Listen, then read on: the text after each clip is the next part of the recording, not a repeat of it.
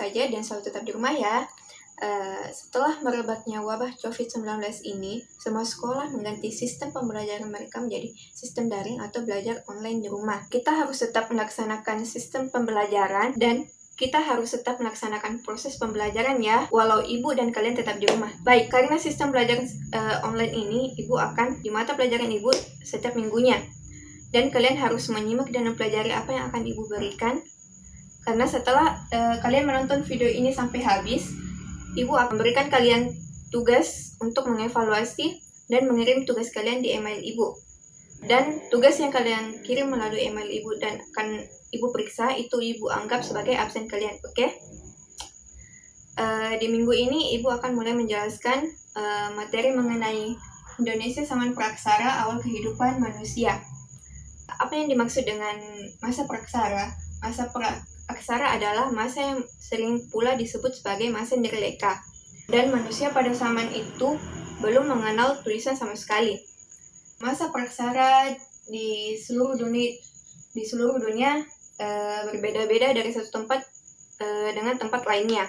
Sebutan masa praksara ada untuk menggantikan kata prasejarah karena dianggap kurang tepat, karena meskipun belum mengenal tulisan, pada zaman itu sudah memiliki sejarah dan menghasilkan kebudayaan. Selanjutnya, kapankah masa praksara dimulai? Meskipun belum diketahui secara pasti dan belum bisa dibuktikan masa praksara, namun yang pasti masa praksara dimulai sejak manusia purba mulai terdapat di bumi. Baik, pertama mari kita lihat pada zaman Neozoikum atau yang biasa disebut zaman Kainozoikum yang terjadi kurang lebih 65 juta tahun yang lalu. Bumi sudah mulai stabil sehingga kehidupan semakin berkembang. Neozoikum dibagi menjadi dua zaman, yaitu zaman tersier dan zaman kuarter. Zaman tersier adalah zaman di mana hewan-hewan besar mulai punah dan tergantikan oleh hewan-hewan menyusui seperti monyet dan kera. Dan zaman kuarter adalah zaman yang mulai muncul tanda-tanda adanya kehidupan manusia purba. Melihat daripada zaman kuarter memiliki dua masa, yaitu masa Pleistosen dan masa Halosen. Masa Pleistosen adalah masa yang merupakan awal kehidupan manusia dan seringkali disebut sebagai zaman es. Selanjutnya itulah masa Halosen, adalah masa di mana merupakan awal kemunculan Homo sapiens yang diyakini sebagai nenek moyang dari masa modern. Selanjutnya, bagaimana cara hidup manusia purba? Melihat pada zaman es yang pastinya begitu sulit dilewati, tanpa cara hidup yang untuk menyesuaikan, manusia purba memiliki cara tersendiri untuk menyesuaikan hidup mereka. Manusia purba memiliki dua karakteristik khas dalam pola huniannya. Yang pertama adalah mereka memilih tinggal di dekat dengan sumber mata air karena merupakan kebutuhan manusia yang sangat amat penting bagi manusia pada zaman purba. Yang pertama, mereka memilih tinggal dekat dengan sumber air karena merupakan kebutuhan manusia yang sangat amat penting, mulai dari kebutuhan jasmani hingga mobilitas dari tempat satu ke tempat lain. Yang kedua, mereka lebih memilih tinggal di alam terbuka. Melihat dari situs-situs purba di sepanjang aliran Bengawan Solo adalah bukti dari pola hunian dari hasil penelitian berupa fosil maupun artefak lainnya, menunjukkan bahwa manusia purba masa praksara pada awalnya hidup dengan cara berburu dan meramu, alias masih bergantung pada alam. Karena itu mereka juga hidup berpindah-pindah atau nomaden. Dengan ketersediaan makanan, masa ini disebut pula dengan masa food gathering. Setelah masa food gathering, mereka mulai mengenal adanya masa food producing. Tidak hanya mengumpulkan makanan, manusia purba juga mulai melakukan kegiatan bercocok tanam untuk mengusahakan makanannya. Jika tanah sudah habis, mereka akan mencari lahan baru. Mereka mulai menebang bahkan membakar hutan. Jadi jika ada yang melakukan itu di tahun sekarang, mereka mungkin hidup di zaman yang berbeda. Dari sistem kepercayaan, manusia purba masa praksara memiliki sistem kepercayaan. Di sini ada 3 sistem kepercayaan. Yang pertama sistem kepercayaan animisme, yang kedua sistem kepercayaan dinamisme, dan sistem kepercayaan totemisme. Kepercayaan animisme adalah di mana mereka mempercayai bahwa roh nenek moyang berpengaruh bagi kehidupan mereka.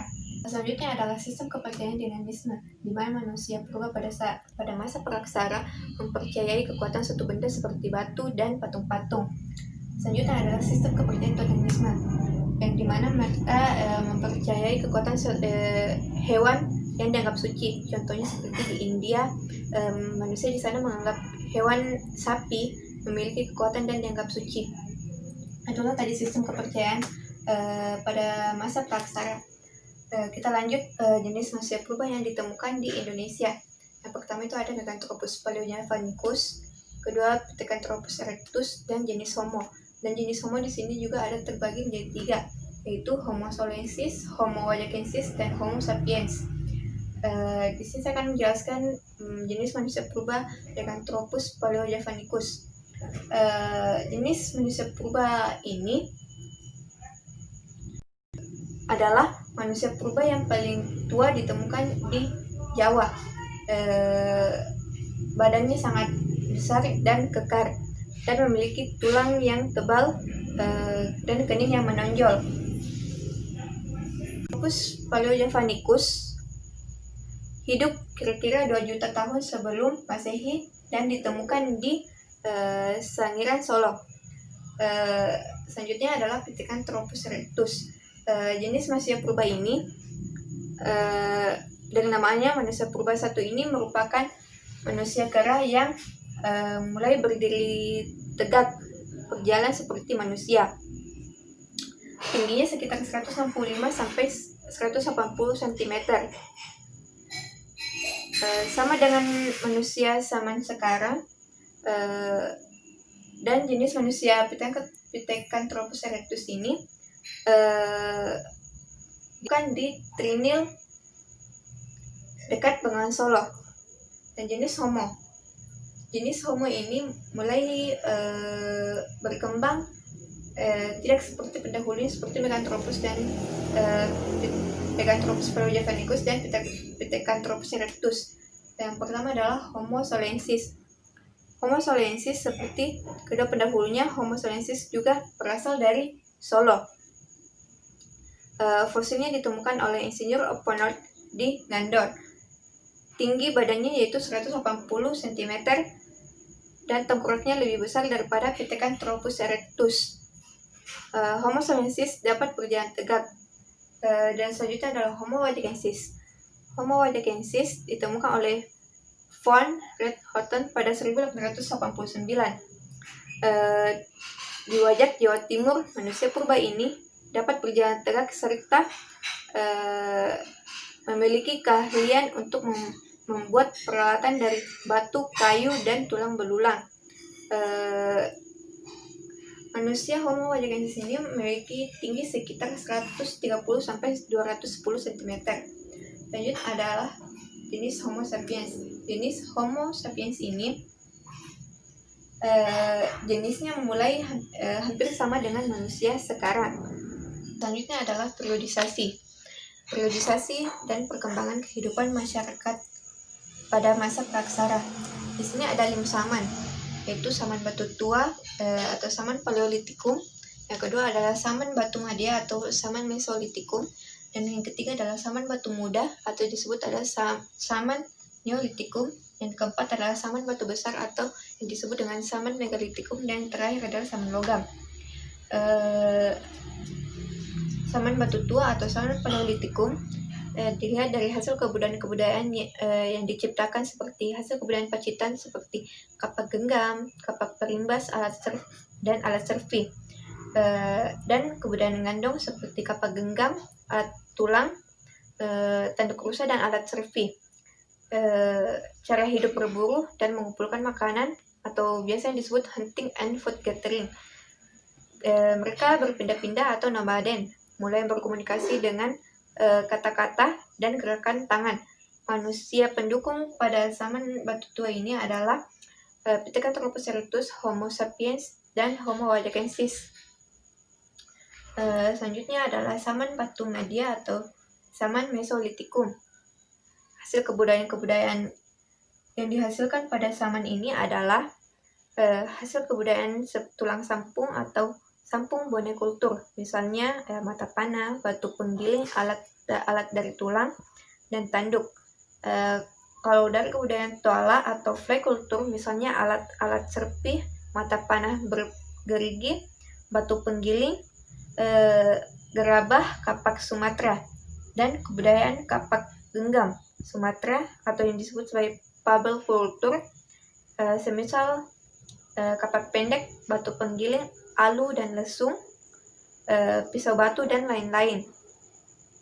Kehidupan sosial budaya dan kepercayaan berburu dan mengumpulkan makanan tingkat lanjut, mulai bercocok tanam secara sederhana, sebagian masih nomaden, sebagian menetap di gua-gua, sebagian hidup di pesisir untuk menangkap ikan dan kerang, dan ditemukannya lukisan-lukisan benda dan binatang pada dinding-dinding goa.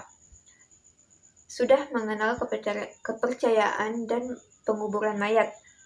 Manusia pendukung pada zaman batu media adalah nenek moyang suku Papua atau suku Papua Melanosoid. Yang kedua adalah suku nenek moyang suku Siak atau biasa disebut suku Sakai. Yang ketiga adalah nenek moyang bangsa Malaysia atau disebut suku Semang. Yang keempat adalah nenek moyang bangsa Filipina atau yang biasa disebut suku Arca. Yang terakhir adalah nenek moyang bangsa asli Australia atau biasa disebut suku Aborigin. Yang selanjutnya adalah zaman batu muda atau zaman Neolitikum. Hasil kebudayaan yang dihasilkan seperti kapak persegi, kapak lonjong, kapak batu, gerabah, gelang, manik-manik, dan alat mengukul kulit kayu. Kehidupan sosial budaya pada zaman itu adalah kepercayaan revolusi Neolitikum, yaitu perubahan dari food gathering menjadi food producing. Dari nomaden menjadi kehidupan menetap, mulai membentuk perkampungan hidup dan bercocok tanam dan berternak menggunakan. Pada zaman batu muda atau zaman Neolitikum, manusia praksara pada zaman itu mulai menggunakan bahasa Melayu, Polynesia, Austronesia, dan manusia pendukung pada zaman itu adalah